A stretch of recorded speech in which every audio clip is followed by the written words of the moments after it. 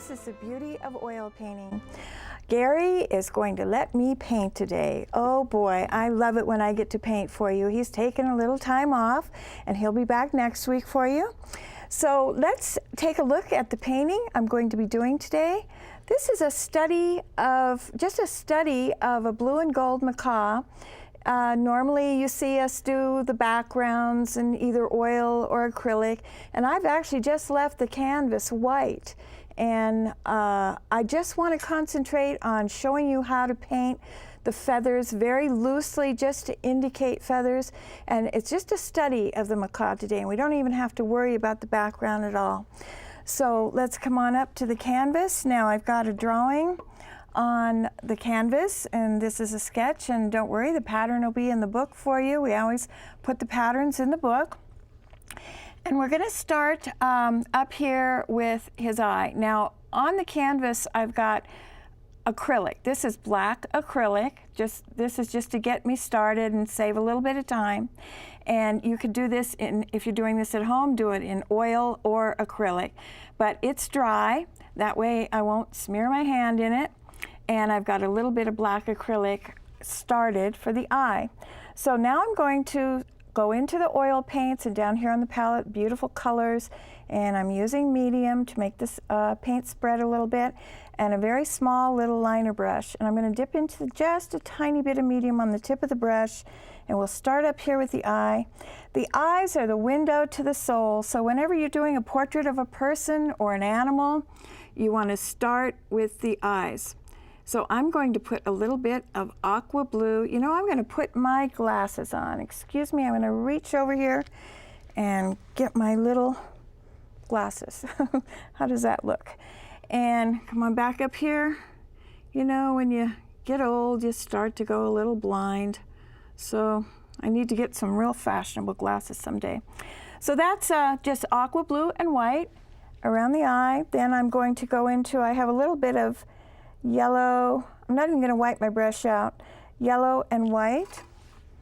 And their eyes are rather pale. They have pale color now, depending on what kind of macaw that you're painting. They all have a little different coloration, but it's just very, very pale around the eyeball. I'm going to rinse off my brush. I use odorless thinner to rinse off my brush. Be sure your thinner is odorless because you don't want that really smelly, strong stuff. I'm going to dip into my white with just the tip of the brush, just the tip. Pick up a little white, and we're going to come up here to the eye, and we're going to hit just a little bit of highlight. Now don't put it right in the center of the pupil, but just over to the side. Okay, I'm going to switch brushes, and I'm going to go into a little small flat brush, and I'm going to dip into some medium, and I'm going to get some white, and we're just going to fill this in. See this face area here? They have a very wrinkly face. They have lots of deep wrinkles in their face, and then they have little black kind of pin feathers. I guess that's what you'd call it, I don't know. On this face area. And again, the different macaws, I'm just dipping into more white. The different macaws have all different designs on their face. Some don't even have this white, and we'll put a little up here. And then I'm going to rinse my brush off and go into our black and maybe a little white with that. I've got a little white mixed up with it. And let's get this little design going. These are the little pin feather-like. I'm using the chiseled edge of the brush. This is so simple, it's ridiculous. Several years ago, I published an exotic bird book, and that was a great book. It's out of print now, but it was very, very popular. And I did all kinds of macaws in that book. And there's not very many people that paint the macaws, but people love them, and they're so much fun to paint. On this series, Gary and I are going to be painting a lot of birds, which we don't normally do, so I hope you get to watch every single show. And just using the edge of the brush. Now you have to have good reference, and Gary's always talking about taking your photographs. I'm just dipping down now. I'm going to go into some sienna and gray that I've mixed up. Get a little warmer. Maybe I'll add a little more sienna. And we're going to put a little shadow up here. I'm going to wipe a little of that off my brush. There we go. And we want a little shadow in this area right here. And I'm just dipping down for some more of the same color and a little bit right here. And we'll just shadow some areas in here where they have these deep wrinkles in their face. But photographing, you've got to have good reference for when you're painting, because especially when you're doing birds or animals. This is black. I'm dipping into black. And he has kind of like a little nostril here. And then we'll take a blender brush and just soften some of that out a little bit. Very lightly hit it. And then we'll get some highlights on his beak. Remember, that was dry. This is gray, and I'm dipping into a little bit of the aqua also. And oh, by the way, I'm using ultra smooth canvas, which is great. It gives you so much more detail. See, I'm putting in, and this of course is oil paint that I'm using on top of the acrylic. I'm gonna wipe my brush now. Maybe I'll rinse my brush off and soften. This is kind of a little reflected light. I don't know where it would be coming from, but it's just a slightly blue-gray. And if it's too strong, just dip into your black and soften it out. And then we'll go back into that light gray again. And there's a little division between his bottom beak and his top beak, and you can kind of see inside. This would be the inside of his mouth, and we'll make that a little lighter, kind of like a little light in there. And I'm going to soften that color out again. Again, it's not picking up any of the wet black because the black is dry, so I'm going to add a little black to just soften those lines a little bit. And he looks like a very, very happy little guy. Little gray and blue again. And just dab that on, wipe the brush. I normally paint wet on wet, and I don't put the acrylic on first, but again, that was just to save time for me because we have such a short amount of time up here. And then I'm going to dip into the red or red-orange. And this is just a color that I love to accent with. And that might be coming from some of the surrounding foliage or whatever, because their beaks are shiny, so it would pick up light. Okay, we'll get on his little head up top there. We're going to start with some foliage green dark and some sienna, a little bit of sienna. And I'm going to get it very, very dark. Now, probably, maybe on camera, that might even look black to you, but at least on my monitor in the studio it does. But it's just a dark, dark green where the feathers come off of the forehead area and they start out. And then we've got a little dark shooting around in here. But Gary and I used to live in Florida many years ago, and we had so much fun photographing the birds all over, go to the nature parks and all over, and it was just so much fun. See how I'm kind of getting the feel of feathers already? Now this is green and yellow mixed together, and I'm going to tap, just tap and leave texture in here. Tap, tap, tap, tap, because you want it to not be all smoothed out in here. You just want to blend it into your shadow area just a little bit. Blend it in. And you can flip maybe a little feather out there. Don't get too flippy though with your feathers. And I'm going to soften it with a blender just a little. And then we're going to, I think we'll switch to a little bit bigger brush. And we'll start some blue on the feathers. Dip into a little medium. This is ultramarine blue with a touch of Prussian blue. And we're going to part some shadows, some shaded areas. They have layers of feathers. So where the layers, the forward layers come over, there's a little shadow area in here. So we want to get all the shadows established first. I think I'll take off my glasses. Maybe then I can see a little bit better. And we're going to get all these little darks in here, shooting around. There's some on the wing, down this area. And you always start with your darks and build up to your lighter layers. Now it's dark right behind the shoulder area here, maybe a little bit here. I'm using a lot of the chisel edge of the brush. Over here there's some darks I see, shooting out. And of course the feathers all fall down the body, and there's a little bit in here, and maybe a little out here. Very loose, very sketchy. Oh, one thing I forgot, on the little black area, the little black feathers under his neck, there's just a little bit of light feathery area coming out here. Just very, very loose. You see that? And I'm going to bring the white down and just soften it, bring some little feathers from his face, start to get into this feather area. And wipe the brush. I always put paper towel in my brush, paper towel in my hand, so I can wipe my brush all the time. Let's soften this area right here a little bit. Always get very quiet when I do little delicate areas.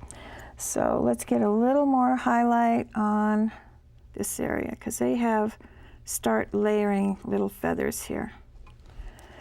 And we'll soften that out a little bit. The blender is great because you can soften and push areas back. They're too bright.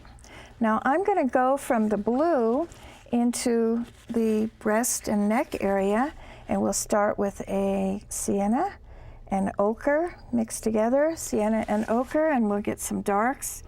Remember, we go into the darks first. But when I did my exotic bird book, I went around Florida and photographed all the reference material. And we used to go to the pier and photograph the pelicans and the big cockatoos, the white cockatoos. You might notice on the back of our wall of our studio, we have a lot of bird paintings. Gary and I do a lot of collaborations on the birds. Now this is just getting some shadow area going under the layers of feather. You see how loose and sketchy? Keep it very, very sketchy. Very, very loose. And it shouldn't look too neat and tidy right at this stage. And maybe a little dark over here. Put a little orange maybe with that sienna. A little bit of orange. All the macaws I love to do, but the blue and golds, I don't know, they're really one of my favorites. So we have hundreds and hundreds of photos at home, and a lot of you try to paint, I know some of you, and you don't have accurate reference. So it's really, really important that you get good reference material. So now I'm going to take a blender. Whoops, blender's got green on it. Maybe we better pick up a clean one. Of course, it wouldn't matter if there's a little green. And you see how I'm going to just smush this out? Is that a word, smush? That's my word. That's my artist's word. Smush this out and soften it. Soften this a little bit, soften this area. And I'm going to rinse my brush off, and let's start in with those feathers on the wing. This is aqua blue, beautiful, like Caribbean blue water. And I'm using the side, let's see if you can see this, the side of the brush, the chiseled edge, and I'm pushing and lifting up, pushing and lifting up. Now the feathers are falling down this way, but I'm starting at the end of the feather and coming up toward the body. It's much the same way that you would do a daisy stroke almost. You push from the outside of the petal. And you could do this with a filbert brush.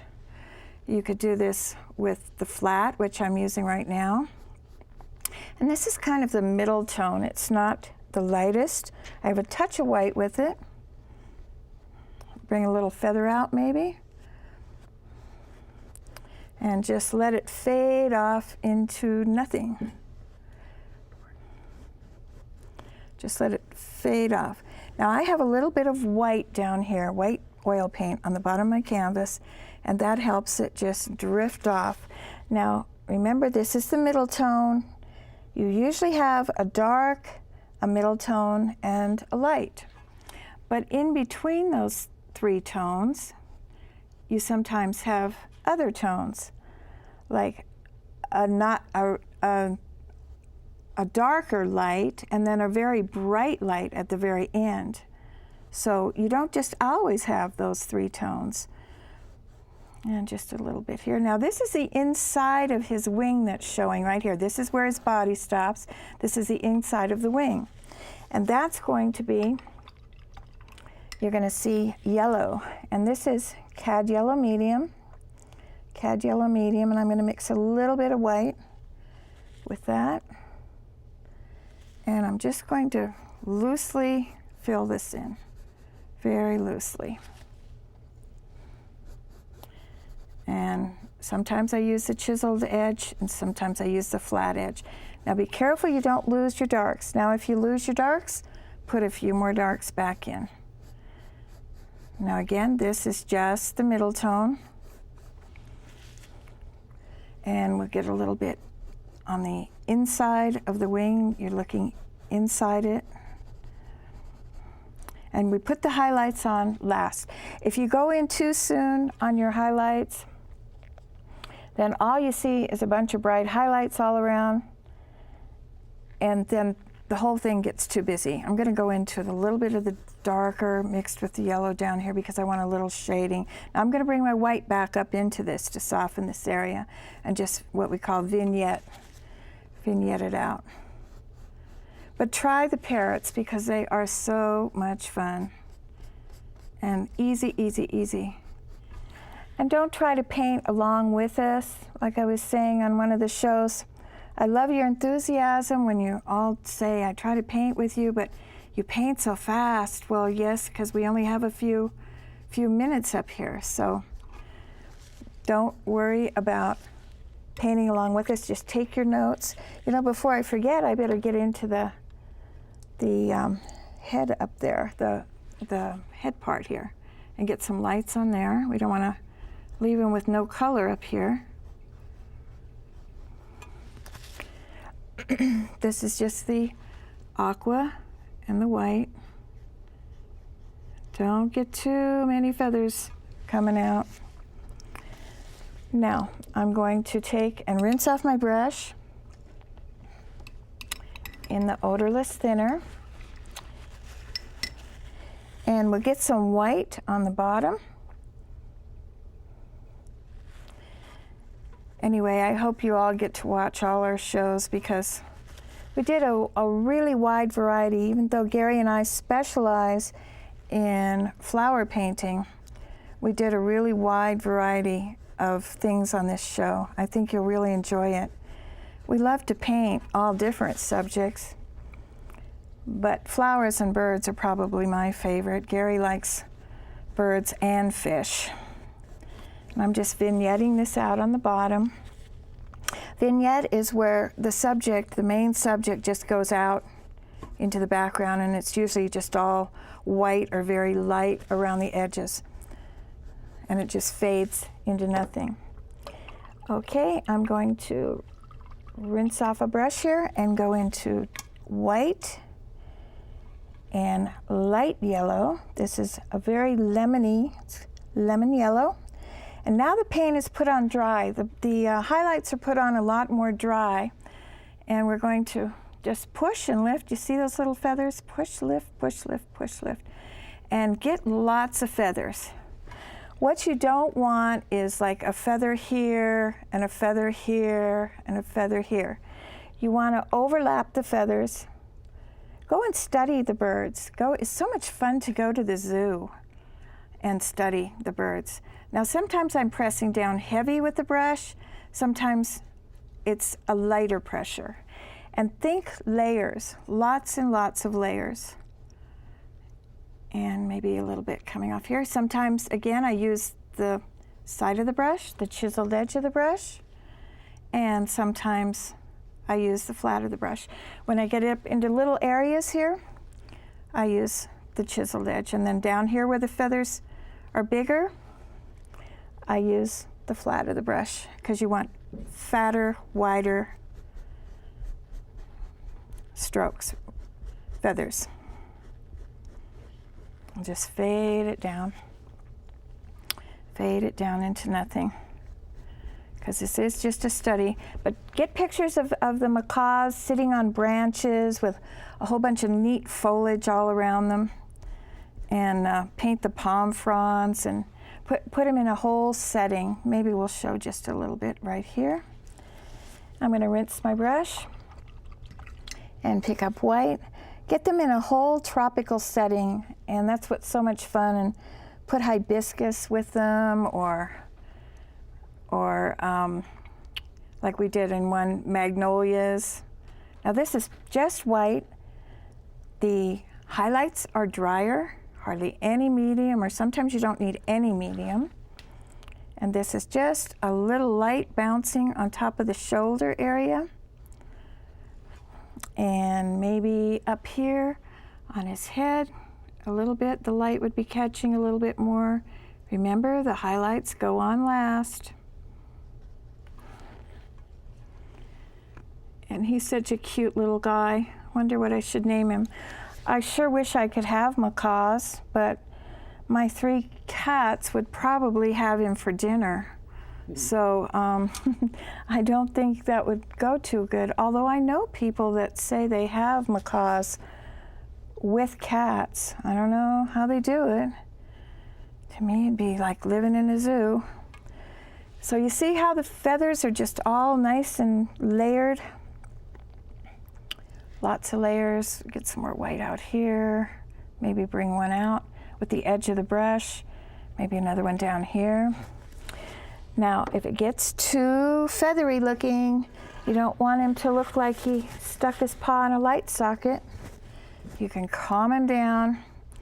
I just, on the finished one that I'm working from, I just sort of indicated this area. I'm going to take a small little brush, and this black under his neck right here, I'm going to just use the side of the brush and just very lightly bring some of these feathers out.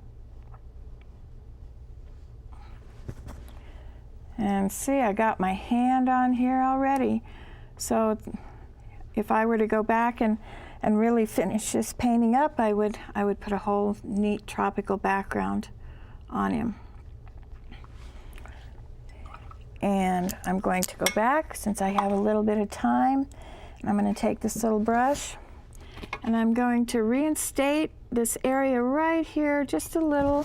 Some of these little pin feathers are darker, and some of them are lighter. You don't want all the same tone in here. You don't want just a whole bunch of hard black lines.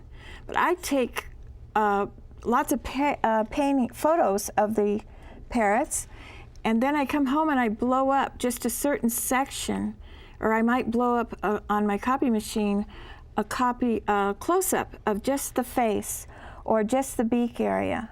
So that way I can really see what I'm painting. You should always be very familiar with your subject that you're painting.